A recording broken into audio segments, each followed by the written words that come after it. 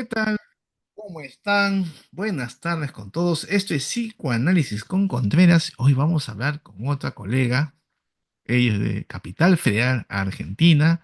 Hoy nos acompaña la licenciada Verónica Velázquez. Verónica es psicóloga y también enfermera. Tiene dos profesiones y creo que la conversa va a Hola, estar buenas interesante. tardes, Juan Carlos. Hola, Vero, ¿cómo estás? ¿Cómo Verónica, estás? el título de esta Sí, conversación es el famoso síndrome de burnout. Y tú que eres la experta nos sí. contarás, en primer lugar, ¿qué cosa es el síndrome de burnout? Acláranos un poquito.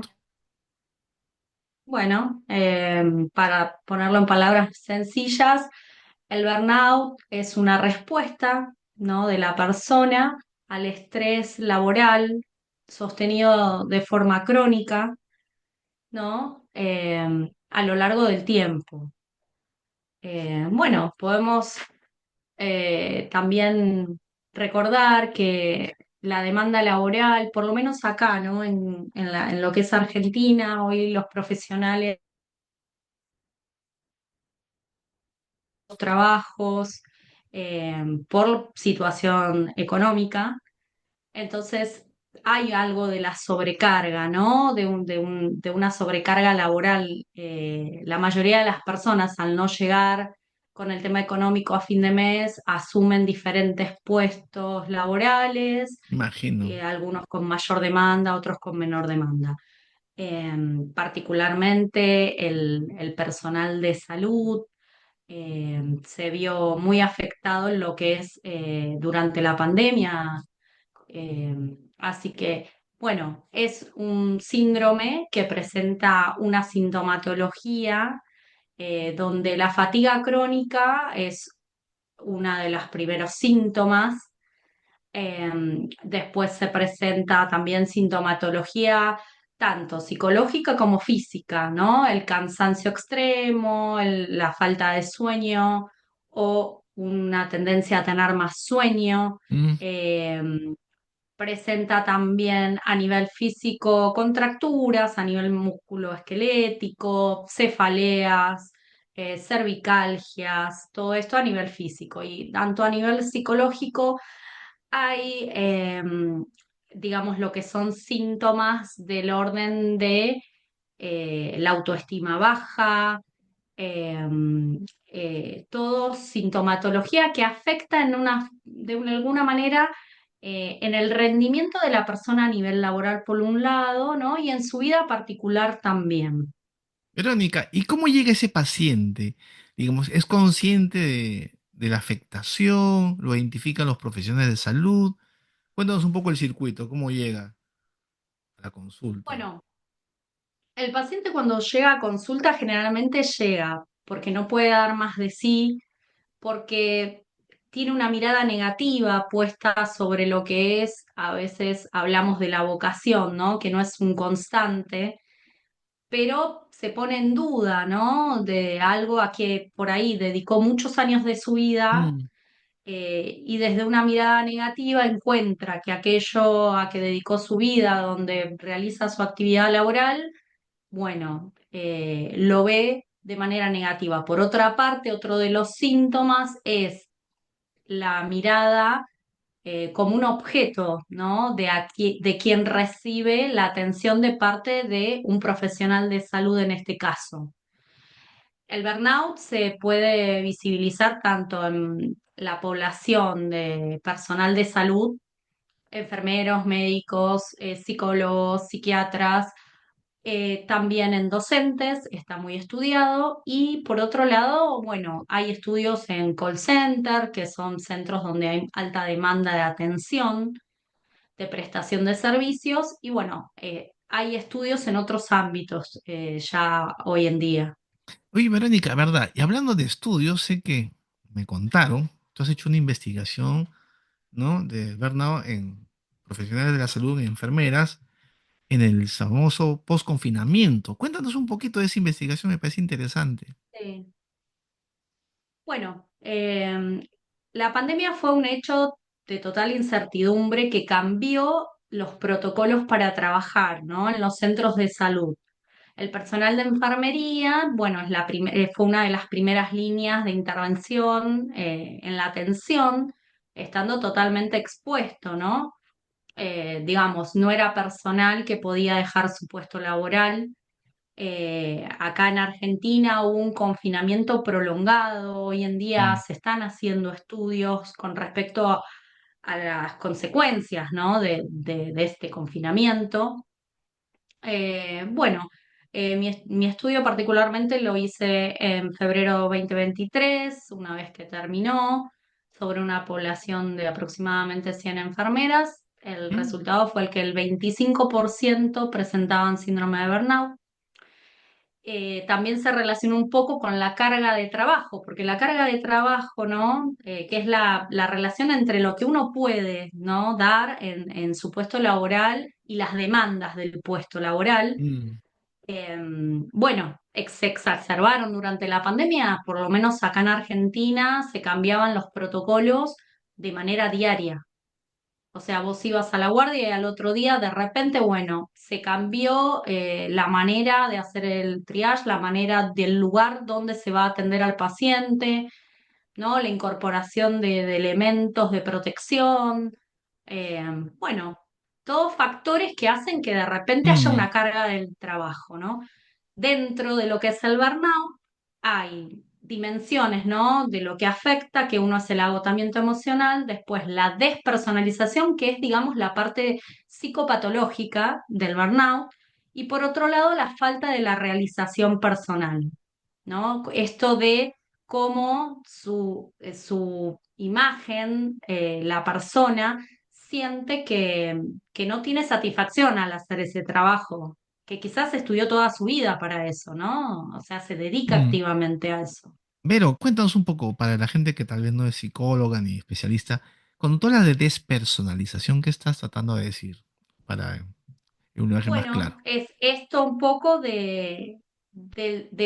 los sentimientos de cinismo, del sentimiento de ubicar al paciente en un lugar de objeto.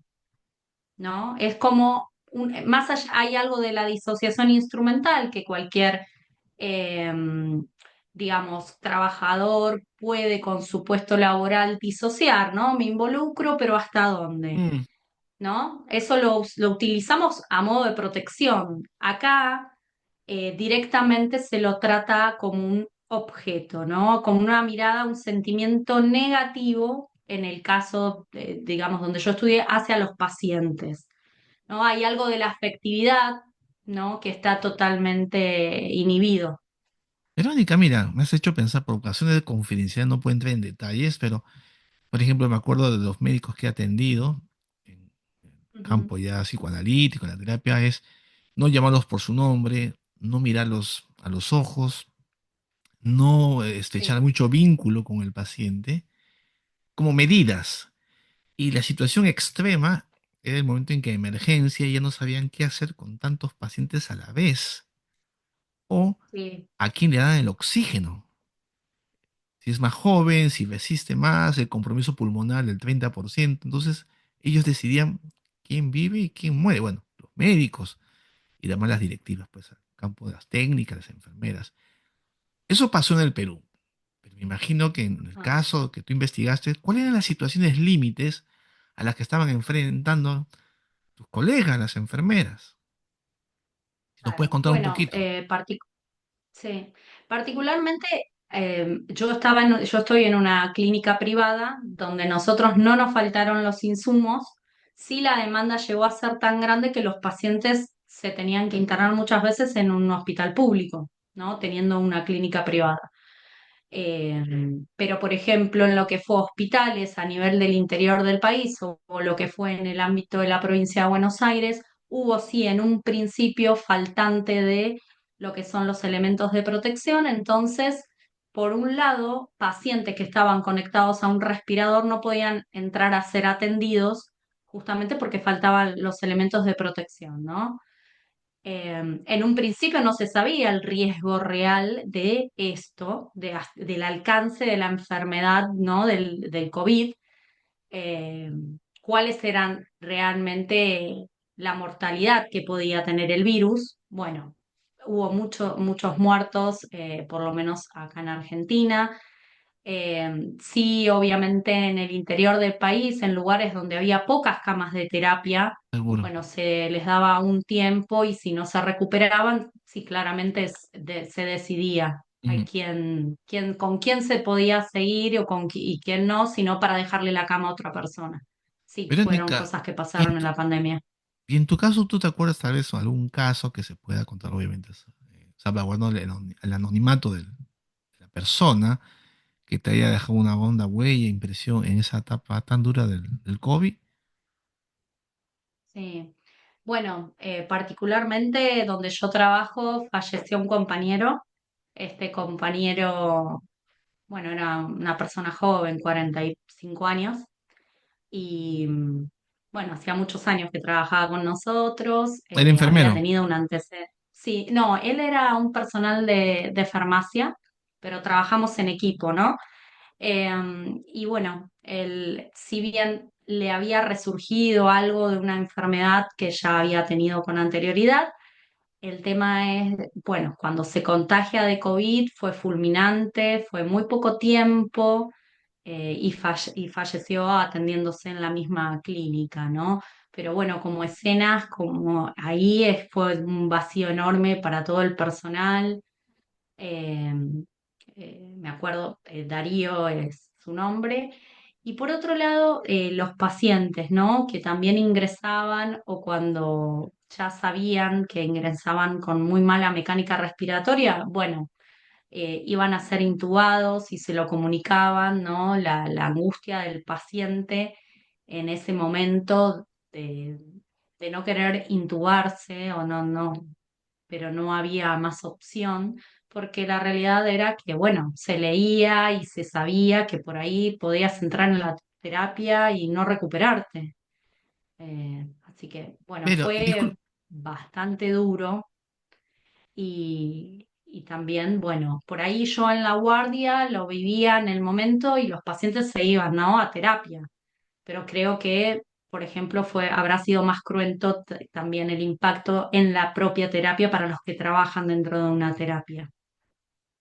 Verónica, disculpa la pregunta dura, pero ¿cuáles eran los Sí, criterios, como enfermera la pregunta va, para decidir sí, a quién le dan el respirador? Eso pasaba mucho en mi país. Me imagino que ustedes también tenían un protocolo o algún criterio criterio clínico, básicamente, en esa situación de emergencia, me imagino, en aquella época. sí.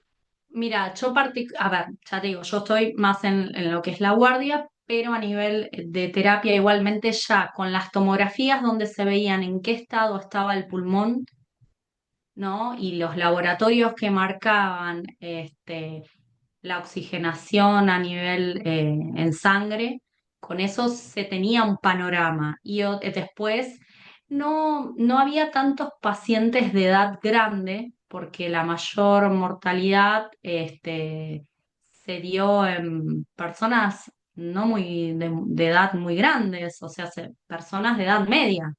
Ah, mira, Eh, Claro, porque en un principio cuando fue el confinamiento fue pensado un poco para las personas de ay mayor edad. pues. Entonces estas personas de mayor edad se cuidaban más y estaban encerradas en su casa. Pero claro, las personas que por ahí no cumplían el confinamiento, que después en realidad, a ver, hasta yo misma siendo personal de salud me he hisopado un montón de veces y nunca di positivo, pero sí he tenido la sintomatología. Todo dependía de la carga viral también, ¿no? Que uno presentaba. Pero bueno, los criterios es que cuánto tiempo está con el respirador, porque también, ¿no? Hay criterios que tienen que ver con las infecciones intrahospitalarias y cómo se complicaba, ¿no? A nivel general la salud de la persona dentro de la terapia, por las reinfecciones, porque tenían sondas vesicales, porque estaban intubados por las vías donde recibían medicación, el tratamiento en sí, ¿no? Qué tan efectivo o no, cómo respondía, porque cada sujeto, bueno, tiene una inmunidad diferente. Y bueno, hubo gente que se recuperó, hubo gente que posterior también tuvo más complicaciones de salud. Después, bueno, estuvieron las vacunas, empezó a después levantarse el confinamiento, pero digamos, hay gente hoy en día que tiene secuelas por COVID en cuanto al estado de su pulmón, si pasó un COVID, Mm, digamos, así es. bastante agresivo, sí, y después, bueno, hay muchas secuelas a nivel cardiológico también, y algunos se asocia también algo de lo neurológico al ACV. Entonces, Ver- estudios hay un montón, pero bueno, fue compararlo, en algunas teorías lo han comparado con lo que fue una guerra. mm, eh, Hay algo del estrés postraumático también, ¿no? probablemente, pero también, bueno, ¿no? En el burnout, volviendo a esto, Así es. digamos, influye también, claro, los recursos que tenga cada persona para enfrentar las situaciones, ¿no? De estas características. Verónica, y yendo un poco al tema de burnout, ¿cuál ha sido la secuela? Porque tú la has estudiado, ¿no? Sobre todo en el campo de Sí. los profesionales. ¿Cómo han quedado después de 2 años y tanto, ¿no? De haber estado en primera línea de combate, así le llaman en mi país, ¿no?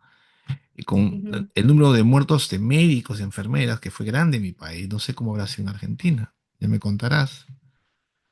Sí, sí, Que- también hubo un número importante, alrededor de 300.000 muertos. Dentro, digamos, de las consecuencias, bueno, a nivel físico son las que te comentaban, ¿no? Algunos han quedado con medicación para el sistema cardiovascular, a nivel pulmonar, deteriorado. Pero por otra parte, digamos, en cuanto a lo que es lo psicológico, bueno, muchos profesionales han dejado la profesión, incluso durante la pandemia. Aquellas personas que quizás ya tenían, ¿no? Algún tema de índole de la salud mental, se les ha exacerbado, mm, ¿no? Pensemos esto de la incertidumbre, el miedo, ¿no? Estas emociones que las podemos tener ante un hecho que, digamos, claramente no se sabía o no se tenía conocimiento hasta dónde nos podía afectar. Eh, Eso por un lado, pero después, digamos, esto de la despersonalización, la parte psicopatológica, ¿no? Eh, También hay presencia de síndromes de depresión, autoestima muy baja, exacerbación en las conductas de tipo paranoide, eh, bueno, ¿no? La intolerancia a la frustración, mm, pensamientos negativos recurrentes, o sea, es un paciente que por ahí llega por alguna de estas sintomatologías a la consulta y después te das cuenta que es una persona que vive, digamos, para su trabajo. Acá es muy común por ahí que los enfermeros tengan dos trabajos y es, ¿no? Más allá de la práctica, ¿no? que uno puede tener, el desgaste seguro. físico propio de la profesión, y el desgaste psicológico, ¿no? Ujú. Verónica, para ir Están terminando, presentes. la parte de Sí, de la intervención. ¿Y qué se hace? ¿Cómo se enfrenta? ¿Cómo se resuelve las personas que tienen síndrome de burnout? ¿Cuáles son el procedimiento terapéutico de intervención clínica? bueno, primero las recomendaciones, ¿no? En cuanto a los recursos que tenga la persona, ¿no? No a todas las personas les afecta por igual. Hay Mm, profesionales que pueden estar expuestos a estrés crónico laboral y no necesariamente desarrollen síndrome de burnout. Entonces, esto está en relación un poco con los recursos individuales. ujú, Por otro lado, la persona que sí lo desarrolla, desarrolla el síndrome de burnout, bueno, primero, ¿no? Esto del autocuidado con respecto al ejercicio físico, a la desconexión un poco de su mundo laboral y de aquellos factores que le generan tanto estrés. Por otra parte, ¿no? La alimentación, la desconexión, bueno, el yoga es muy recomendado o mindfulness, que hoy también se sí, utiliza muchísimo, ¿no? bastante. Para la relajación. Por otra parte, la terapia para poder ver también un poco, ¿no? ¿Cuál es esa demanda a la que responde, ¿no? Desde lo terapéutico, ¿no? Esa autoexigencia, ¿no? Permanente que tiene la persona que a veces da más de sí mismo, más de lo que puede dar, ¿no?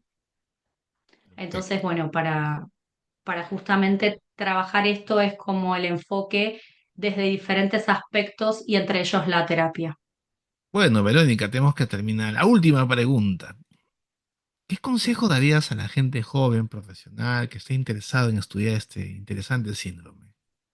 ¿Cuál sería tu sugerencia, tu consejo al respecto? Bueno, esto un poco, como decías recién, del autocuidado, ¿no? El, el que tu trabajo no te genere un malestar. Muchas veces el clima laboral también influye, ¿no? Esto de ir y dar lo mejor, la competitividad, a veces a cualquier nivel o a cualquier precio, Mm, ¿no? También afecta a lo que es el estrés, ¿no? Que percibimos, que sentimos. Y entonces, bueno, esto de cuidarse, ¿no? Desconectarse un poco, realizar otras actividades, realizar ejercicio. La terapia siempre es para tener una mejor calidad de vida y en ese sentido, ¿no? Nos brinda herramientas también de protección, ¿no? No todo el mundo tiene incorporadas medidas de mm. autocuidado. Muy bien. Estuvo con nosotros nuestra amiga Verónica Velázquez de Capital Federal, Argentina. Y nada, Verónica, muchas gracias por tu tiempo, por esta linda charla. Y con nosotros y con ustedes será hasta otra oportunidad. Gracias, Verónica. Cuídense mucho. Bueno, Saludos gracias, a los saludos amigos de acá desde Argentina. Argentina. Igual, cuídense, nos vemos. Chao. Chao, chao.